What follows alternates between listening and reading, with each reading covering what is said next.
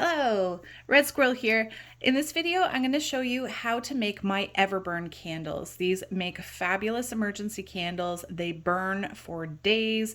You can keep feeding them, which means that they never actually really run out as long as you keep giving them fuel. And they don't give people headaches. A lot of people complain that when they've had the power go out and they needed to burn a lot of candles in their house to have light, that they ended up with a headache because a lot of candles are petroleum-based, and so the fumes build up in their home and they start to feel unwell. Or scented candles, it's an unnatural scent, and so it's the scent that gives them a headache. This is your long burning, can actually burn for as long as you keep feeding it, headache-free, super long burning Everburn candle. So I'll show you the different parts that I've got, what I'm using today. So I've got terracotta pots here. I got these at the dollar store. These are 3 7/8 inch pots or 10 centimeter pots, and these are the matching trays that go with them for that size. So just a dollar store purchase, but there's lots of different places where you can pick these things up. I have cotton craft string, and so this you can buy almost anywhere. So craft stores, Amazon, you name it. You'll want to make sure that you do get cotton string. Please don't use yarn, especially if it's synthetic, so it's nylon or something like that. You don't want to use wool. Just wool isn't going to burn quite the way that you want it to. So cotton craft string is what you're looking for. I've got a spoon, I've got scissors, and I've got the magic ingredient, Crisco. So this is the fuel here that we're going to be working with. And just a heads up for anybody who has allergies. So when we get to the ingredients, it does include soybean oil, hydrogenated palm oil, modified palm oil, mono and diglycerides, TBHQ, and citric acid. So this may not be a good fit for you or your family if you're allergic to any of those ingredients, but if you're not, Crisco is phenomenal. It's going to be our friend here for our candles. So the way that this works is you're going to start off with putting a layer of Crisco into the bottom of your tray. And something that I'll let you know is that I, in the future, would like to buy pottery instead of clay, just because I find that this material doesn't wipe very well. And so I'll show you another candle that I made in a little bit when I show you how to feed the candle and how to keep the wick always growing. But I find it doesn't wipe clean very well, so it just looks a little bit messier than I would like. But this is for emergencies, so I don't really care. If you wanted it for decoration, chances are, yeah, you would want it to look a little bit prettier. So the layer of Crisco that we're putting here is going to help hold our string in place. And it's also going to grease it up so that when you are trimming your wick and pulling the wick up, it's not stuck to itself and tangled. So we're taking our craft string here and we're starting on the outside edge of the tray, and we just start pressing it down, and you go in a big old circle and you work your way around, and you're just going to keep doing that. And when you come around, you want to try and keep the string in contact with itself. And the reason for it is that the more string that you fit in here on your initial creating of the base wick, then the longer it will last. So it's going to take me just a little while to do this. And so if you hang in there with me, I'm sure this would be incredibly satisfying for any number of people out there. Just, it makes for a great craft on a rainy day. It's a fun thing to do with kids. My guys really love doing it. You can decorate your clay pot. So if you feel comfortable with permanent markers, that can be a good way to get some drawings on there. I'm sure there's any number of other creative things to do. One of the things that I will note, this is going to be for an emergency candle, which means that you really want to choose your materials carefully and always make sure that they're fire safe. So this is a material, clay is a material that can heat up without melting, without cracking, bursting, things like that. So a plastic pot is not going to do the job for you. Please don't use that. But terracotta, anything that's clay, pottery, you name it. And the main thing that you're going to be looking for is just make sure that it has a hole in the bottom. That's going to be critical to what we're doing here today. So I'm going around and around and around, and I'm sticking it down into the Crisco. And it's not sticking quite as well as I would like, so I think next time around I'm going to put a little more Crisco in the bottom. We are getting there. Our circle is almost done. And just so I'm not holding you hostage here with a super long video, I'm going to stop it right there. I would tighten up that just a little bit more again to get more out of the wick. And now I come along and I add more, not a whole lot more, but just another thin layer of Crisco on top. And it's gonna help soak into the wick so the wick is ready to burn the way that I want it to when I pull it up through the bottom later.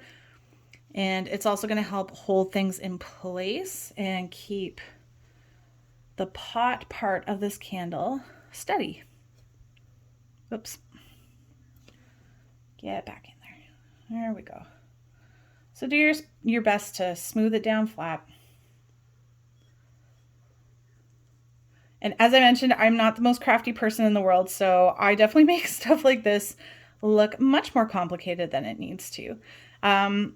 For people who are crafty like me, i.e. you are excellent at making gigantic messes, you may notice I've got a craft tablecloth down. Crisco is not easy to clean up. So if you get it on a surface, it takes quite a bit of wiping to officially get the surface clean. So I can highly recommend putting down a garbage bag, craft tablecloth, something.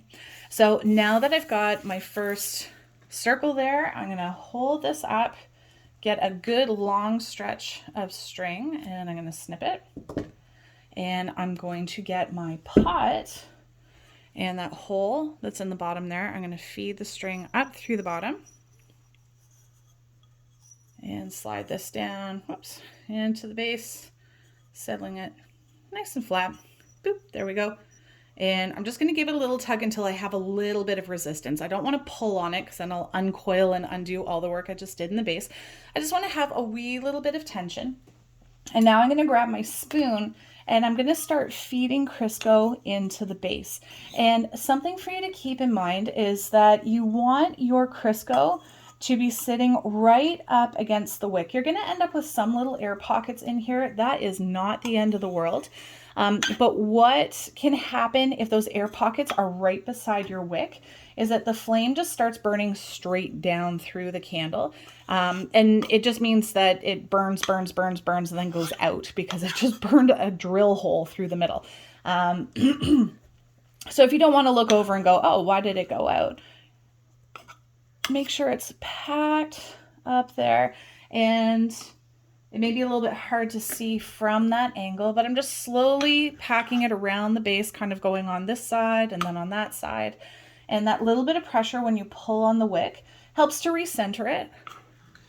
So for not so fabulously crafty people like me, you have nothing to worry about. You just keep getting your fuel in there. And when I said that I make messes, I really make messes. I try. Here we go. And functionally, it works just fine, even if it is messy and ugly. So here we go. I've really made a mess here. I love it. Okay, so I'm smushing it down, kind of treating it like icing the cake on the top here, just working to reduce the number of air bubbles there. And when I pull on the wick, it recenters itself because I had that little bit of tension going the whole way along.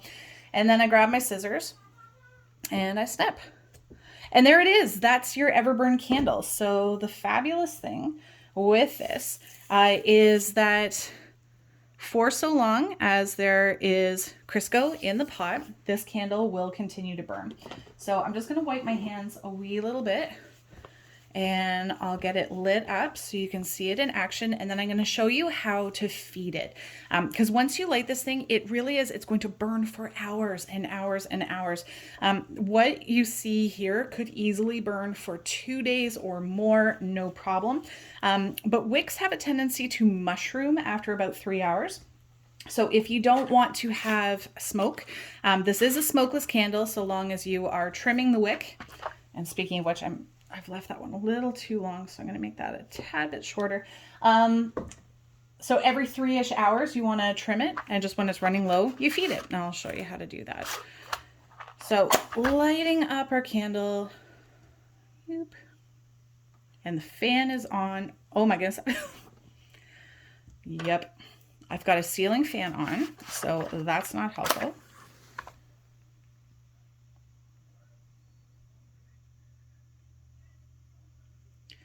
And that first light might take just a few moments. And there it is. So it's got a little bit of smoke just because it is a little on the longer side. But give it just a moment or two to sort itself out, and then it just goes and goes and goes. No scent, no headaches. And if you do find, oh, it's still smoking, you blow it out, you trim it, and you're good to go. So that is a brand new, fresh Everburn candle that's all set to go. So let me show you an older one that I made that needs to be trimmed, because if you look at the wick there, it mushroomed, and so mushroomed ones, they're going to smoke more. So it's so easy to take care of these things. Here are my scissors. Here I go.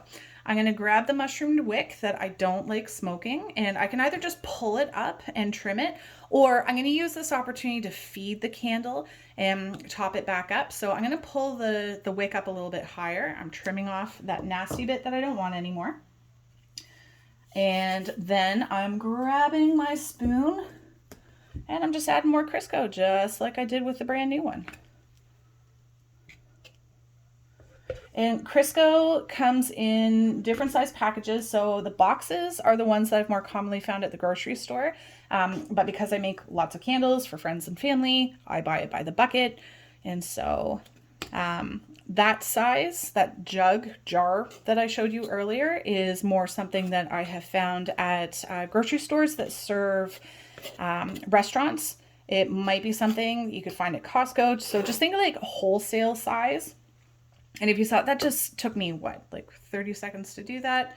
Trimmed wick, and there it is. That Everburn candle is ready to go. So it's super simple to maintain, super simple to make, and hopefully it just makes your life a little bit easier as far as when emergencies happen and you need lights to burn for a long time and without spending a ton of money on pillar candles that you go through really quickly.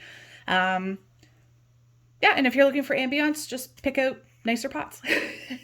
That is it. That is what I have to offer. I hope whether it's for ambiance or emergencies, or even for those home heaters where people make them out of pots and use tea lights, the tea lights burn out, usually after 2 or 3 hours. So maybe something like this can be something that you experiment with and it gets your heater going for longer. I don't know. What do you end up doing with it? If you enjoy this candle, if you found a new use for it that you think is worth sharing, please tell me about it in the comments. I would love to know more. And just thanks for hanging in there with me on my not so crafty project.